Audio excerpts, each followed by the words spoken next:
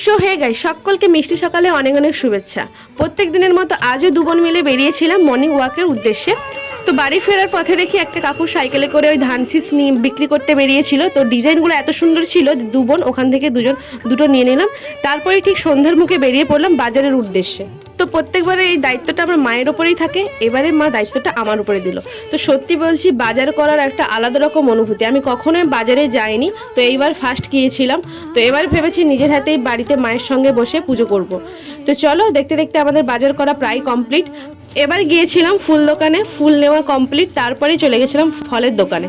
তো ওখানে ফল কিনেই সোজা চলে গেছিলাম ঠাকুর কিনতে। আমাদের যেহেতু পিতলের ঠাকুর রয়েছে, তাই আমরা ঠাকুর কিনিনি, দিদি কিনেছিল ঠাকুর। তো দেখতে থাকো, অনেক রকমের ঠাকুর। তো ওখানে বিভিন্ন রকমের মায়ের মূর্তি ছিল। কোন মাকে যে বাড়ি নিয়ে আসবো কনফিউজড হয়ে গেছিলাম দু বোনে। তো ওখানে লাইট কমের জন্য না ভিডিও কোয়ালিটি অতটা ভালো আসেনি, তোমরা একটু মানিয়ে নিও। তারপরে ফাইনালি আমরা একটা চুজ করলাম। দেখো, এই মাকেই নিয়ে এসেছি বাড়ি। তো চলো, তোমাদেরকে সব কিছুটাই আপডেট পরপর দেবো। তো কম বেশি সব প্রত্যেকের বাড়িতেই লক্ষ্মী পুজো হয়। তো কাদের কাদের বাড়িতে নিজেরা করছো আর কারা কারা ব্রাহ্মণ দিয়ে করছো অবশ্যই সেটা জানিও। তো চলো টাটা, পরপর আপডেটগুলো আমি দিতে থাকবো, দেখতে থাকো।